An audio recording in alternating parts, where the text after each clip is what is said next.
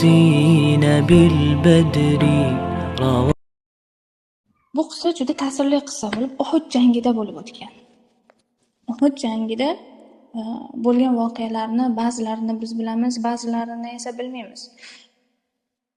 Kim qanchalik chuqur o'rganishga talpinsa, shuncha ko'p narsani olishiga, yana ilmga chuqur kirib borgan sari odam bu narsaga amin bo'lar ekan.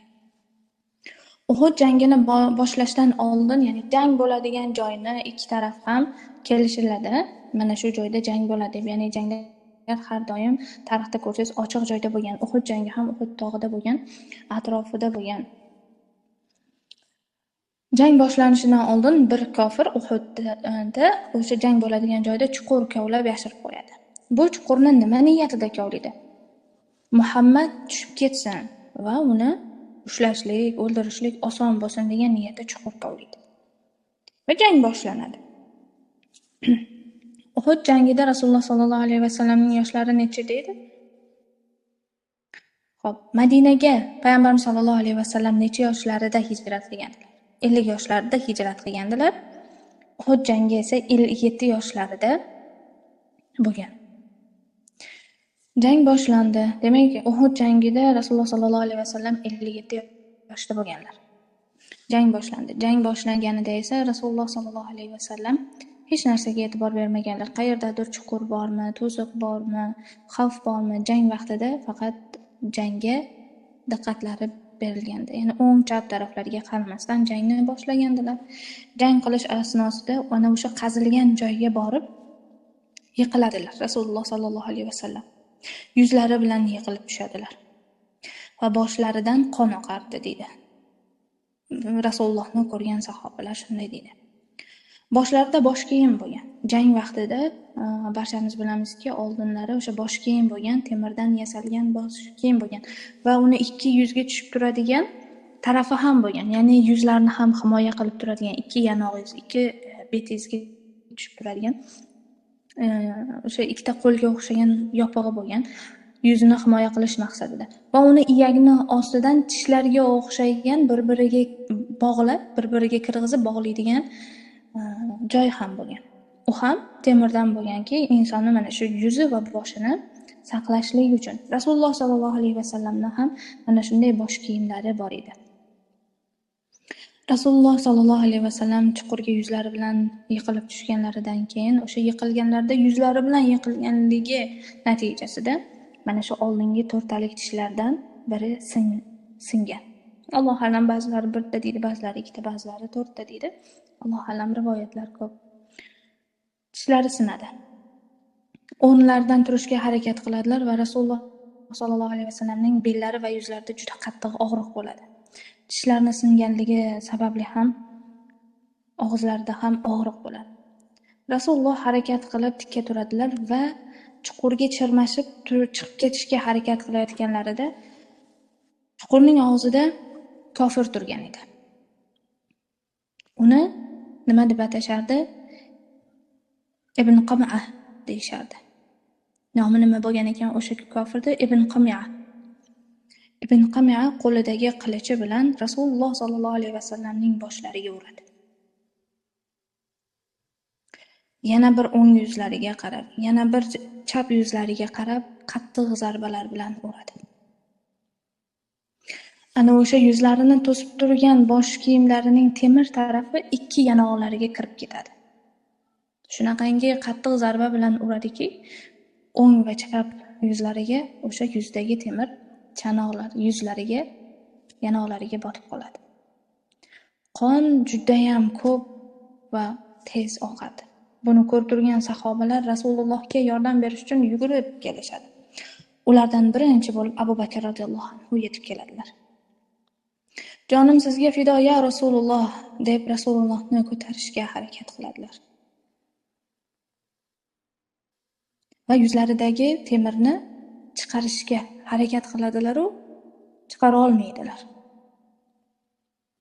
Sahobalar biz Rasulullohning holidan qo'rqdik deyishadi bu voqeadagi. Rasulullohning qayerlaridan qon oqayotganini anglolmay qoldik. Boshdanmi, burundanmi, og'izdanmi shunaqangi qon ko'p oqayotganligidan qonning chiqayotgan aniq joyi bizga ko'rinmadi deydi. Abu Bakr radhiyallohu anhu qancha harakat qilmasinlar, yuzlariga botib qolgan o'sha temirni chiqara olmadilar. Shunda Abu Bakrning oldilariga Abu Ubayda radhiyallohu anhu kelib, shunday deydi: "Ey Abu Bakr, menga bergin" deydi. Va chuqurdan Rasululloh sollallohu alayhi vasallamni ko'tarib yerga o'tqizadilar-da, Rasulullohning yuzlariga botib qolgan o'sha bosh kiyimni temirini tortishga harakat qildilar. Lekin ular ham chiqara olmadilar. Shunda temirni tishlab tortgilari keldi. Tishlab tortishga harakat qildilar. Har tortganlarida bittadan tishlari sinardi.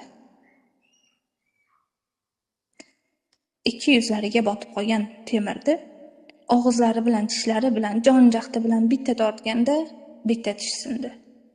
Yana tortganda har bitta harakatga bittadan tish sindi. Tishlarini evaziga Rasulullohning yuziga botib qolgan u ikkita temirni chiqardilar. Temirlarni chiqarganidan keyin qonning oqishi juda ham ko'paydi. Sahobalar qonni to'xtatishga harakat qilishardi, to'xtamasdi. Rasulullohning sollallohu alayhi vasallamning ikki yanoqlarida, o'ng va chap yanoqlarida teshik paydo bo'ldi. Chunki temir botib kirgan ediki, u yuzni teshgandi. Qonni to'xtatisha olmayotgan sahobalar Abu Ubaydaga qarashdi. Tishlari sinib to'kilgan Abu Ubaydaga shunday qarashganida yuzlari shunaqangi go'zal ediki, sahobalar hayratda. Alloh sening tishlaring o'rniga berdi bu go'zallikni dedi. Tishi yo'q odamni biz bilamizki xunuk ko'rinadi. Seni tishlaringga mukofot o'laroq bu go'zallikni berdi. Qanday go'zallik ekanki, sahobalar bu go'zallikni hayratidan aytdi, hech qachon Abu Ubaydani bunchalik go'zal holatda ko'rmagan dedi.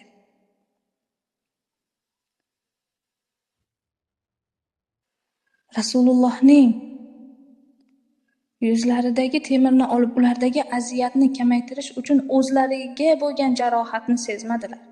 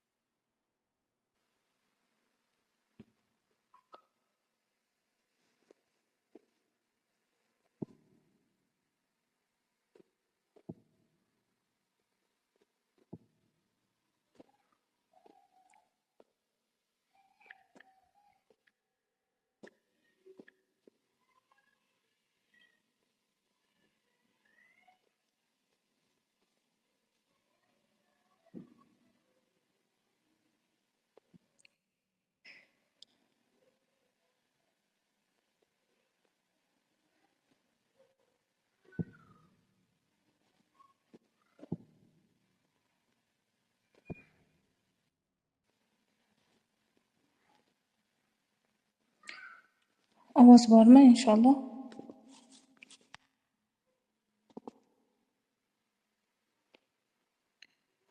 Bor bo'lsa yozib ketinglar. Bitta odamga ham bo'lsa ham eshitilyaptimi? Yaxshi. Rahmat.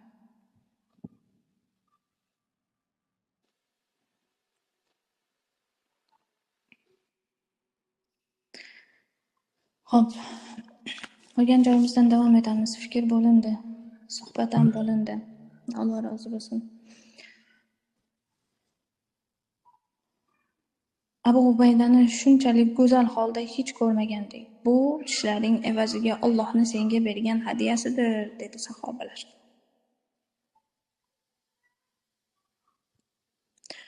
Shunda Rasululloh o'zlari qo'llari bilan yuzlaridagi qonni artdilar va qo'llarini yuqoriga ko'tarib, "Ya Alloh" dedilar.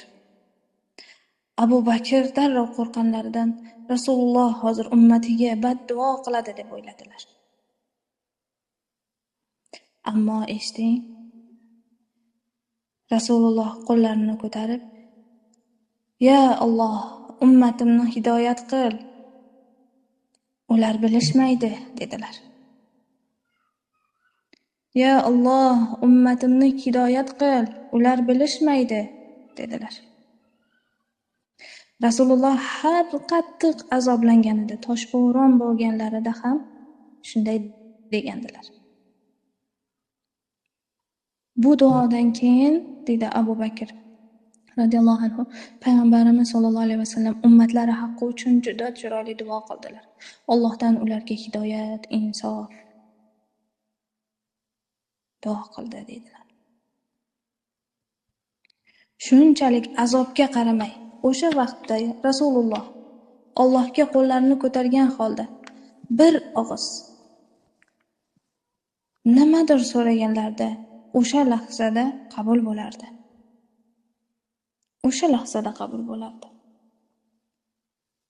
Ammo xulqi go'zal bo'lgan zot ummatiga rahm qildi. Ummatchi, hozirgi ummatlarni bir holiga qarasak, buni siz ham bilasiz. Bu jangda yana ayollar ham bor edi. Ayollarning orasida bir ayol bor edi. Jangda ayollar bilan jang qilmasdi erkaklar. Shuning uchun bu ayol yuzini boshidagi ro'moli bilan birga qo'shib yopdi, toki ayolligini bilishmasligi uchun. Bu ayolning nomi taxallusi Ummu Imara. Ba'zilari Ummu Umara deyishadi. Ummu Imara islom tarixidagi birinchi jang qilgan ayol jangchi hisoblanadilar. Ummu Imara shunday jangga qatnashmasdan turib, ya'ni bilamizki, har jangga sahobalar o'z ayollari bilan borgan, uzoq davom etadigan janglarga. Bu jangda ham Ummu Imara o'zlarini turmush o'rtoqlari, farzandlari bilan jangga kelgandilar. Chetda qarab turganlarda Rasululloh sollallohu alayhi vasallamning orqalaridan kofirlar qilich ko'tarib kelyapti. Rasululloh ularga teskari ko'rmayaptilar. Shunda Ummu Imara o'zini otadi, qalqon qilib. Shunda kelgan Rasulullohga tushmoqchi bo'lgan qilich Ummu Imaraning yelkasiga tushadi. O'zlarini qalqon qilib do'sti Rasululloh uchun. Ayol kishi qayta zarbalar tushdi, dedi. Sahobalar shunday rivoyat qiladi, bu buyuk sahobiyamiz uchun. Kofir qayta yelkasiga urdi, dedi. Xuddi go'sht chopgandek, qanday qayta suyaksini shu uchun chopasiz. Shu tartibda necha marta urgandan keyin Ummu Imara yiqiladi. Ummu Imara yiqilganlardan keyin qonlar ichida burkanib yotganini ko'rib, o'g'li yugurib keladi-da. Ona shunday dedi: "O'g'lim, meni qo'y, Rasulullohni qutqar", dedi. Rasulullohga yordam ber. Ular mendan afzal, dedilar. Meni qo'y o'z holimga, bor Rasulullohni qutqar. Ular qutulsalar biz qutulamiz, dedilar. O'g'illarini Rasulullohning himoyasiga jo'natadilar. Shunda Rasululloh aytgan bir so'zlari bor. O'ng tarafimga qarasam ham Ummu Imara meni himoya qilib qilich urardi. Chap tarafimda ham Ummu Imara meni himoya qilish uchun qilich bilan jang qilardi, dedilar. Qonlar orasida yiqilib tushganini ko'rdim, dedi. Va unga aytdim: "Ey Ummu Imara, chidolmaysan", dedim, dedilar. Shunda Ummu Imara: Chidayman. Sizga fidoman ya Rasululloh. Lekin sizdan bir narsani so'rayman. Jannatda siz bilan bo'lishni so'rayman, dedi.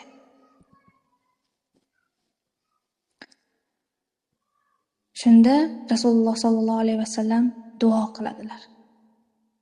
Ey Ummu Imara, sen va ahling, avlodlaring barchangiz jannatda men bilan birga bo'lasizlar, deb duo qiladilar.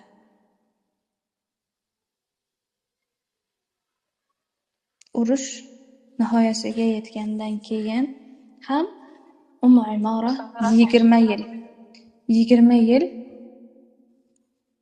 yashaydilar. Tarixda biz bilamiz, Musaylamatul Kazzab bor. Agar eshitgan bo'lsanglar. O'sha Musaylamatul Kazzabni o'ldirgan ayol mana shu Ummu Imora bo'ladi.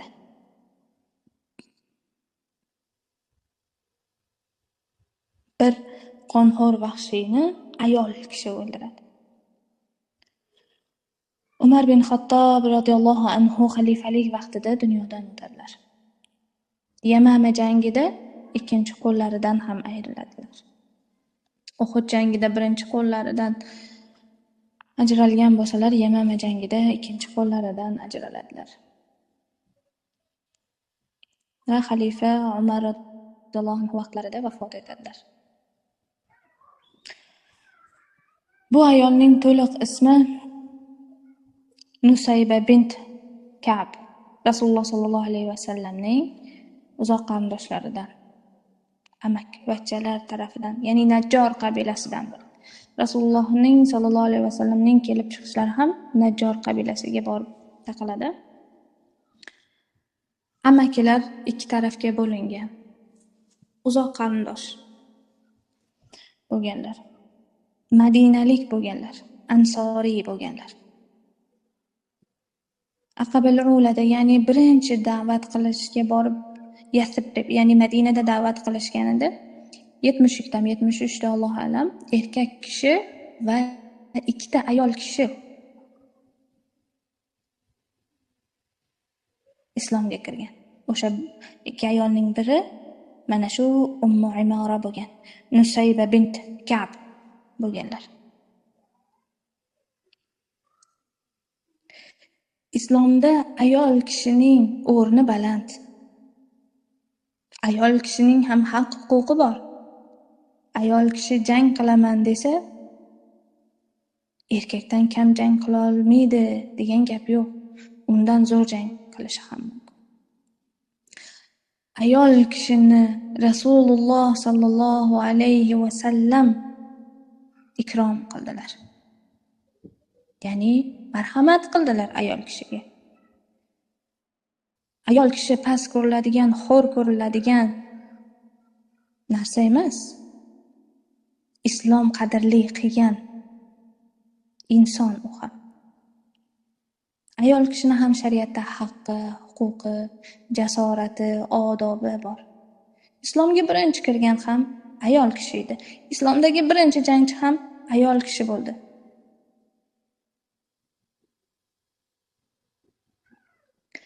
Ayol kishining qadri ulug'ligidan Alloh aytdiki, biz ayollarni uyda o'tirishlik uchun yaratdik.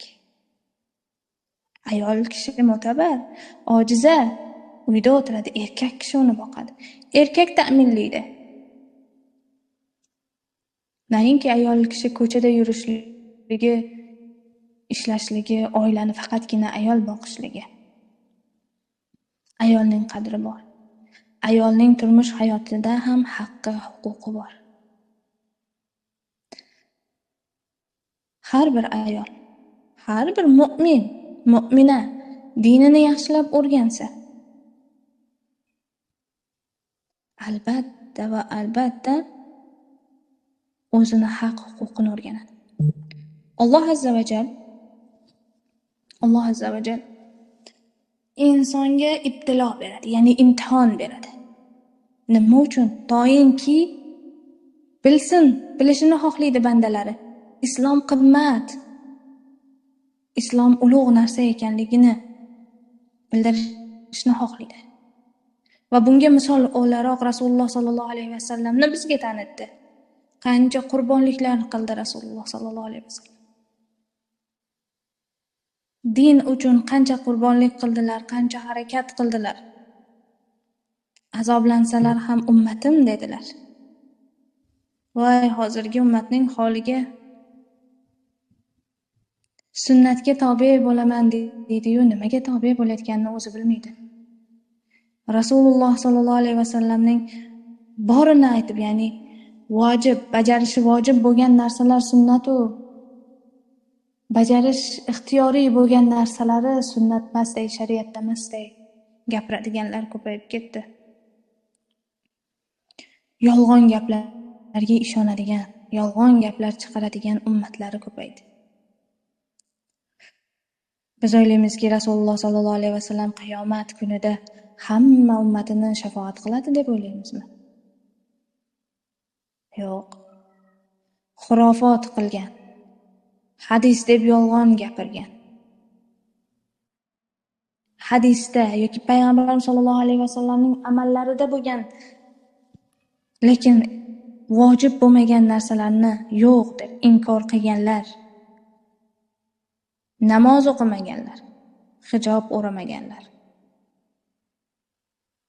niyatiga qarab Rasululloh o'shalarning orasida ham kechirmaydigan, shafoat qilmaydigan, jirkanadigan ummatlari bo'ladi.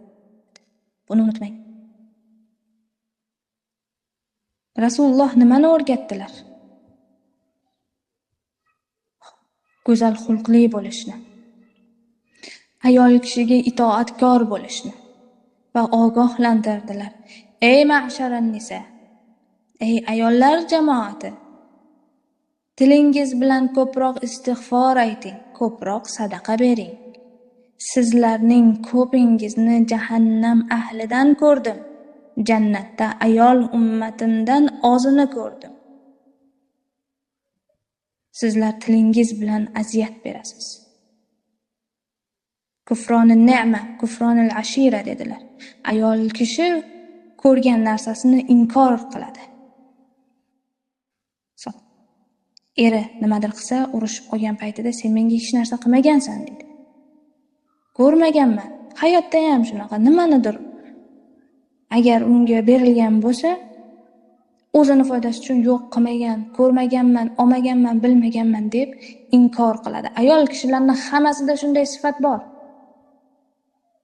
Rasululloh aytdilar buni. Alloh ayol bandasini shunday qilib yaratdi. Nuqson qilib yaratdi.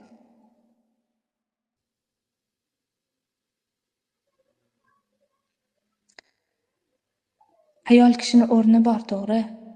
O'rnini bilib yashasa, u o'rniga loyiq bo'ladi. Allohga mahbub bo'ladi. Ayol kishi ko'p hasad qiluvchi, fitna qiluvchi, g'iybat qiluvchi bo'ladi. Shuning uchun Rasululloh aytdilar, sadaqa bering. Ko'proq sadaqa bering dedi. Ko'proq istig'for ayting dedi. Ayol kishi uyda o'tirsa, men gunohim kamroq, lekin kommentariyalarda yoki dugonalar bilan o'tirib olib, kimnidir g'iybat qilib, kimnidir diliga ozor berib, bor narsani yo'q deb o'tirsa, qalbi pok hisoblanadimi? Qalbida iymoni bor hisoblanadimi? Sahobalarni o'rnak olsak, o'zimiz uchun. O'zini jonidan kechdi Rasuli uchun.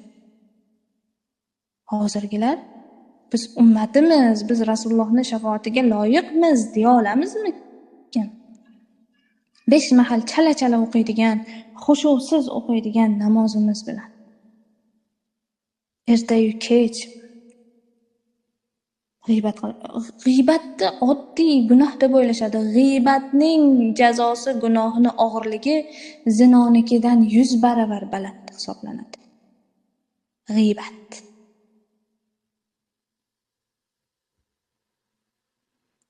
Sahobalar kabi bo'la olamizmi? Ayol sahobalarni topolmasak, ba'zi bir sifatlarini onalarimizdan olsak yoki erkak sahobalardan olsak ham bo'ladi. O'rnak uchun. O'rnak uchun biz ko'p narsani olimlarning hayotidan o'rgana olamiz. Sizga oddiy misol Ummu Imora va Abu Ubayda. Rasululloh uchun tishlaridan voz kechdi. Ummu Imora Rasululloh uchun o'zini jonidan kechdi, qo'lsiz qoldi. Nimani evaziga? Dunyoda boy bo'lish uchunmi? Dunyoda abadiy qolish uchunmikan? Yo'q. Nima deb so'radi? Jannatda siz bilan birga bo'lishlikni. so'radi Rasululloh. Mana ayolni jasorati, mana ayolni fidokorligi.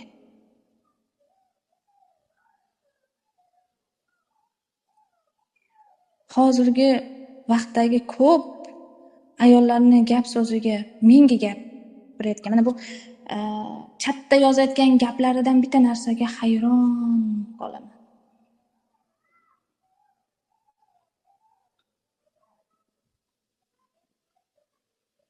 Ular Payg'ambarimiz sollallohu alayhi vasallam duo qilganlariday ummatimni hidoyat qil degan duolardan bonasib bo'lisharmikan?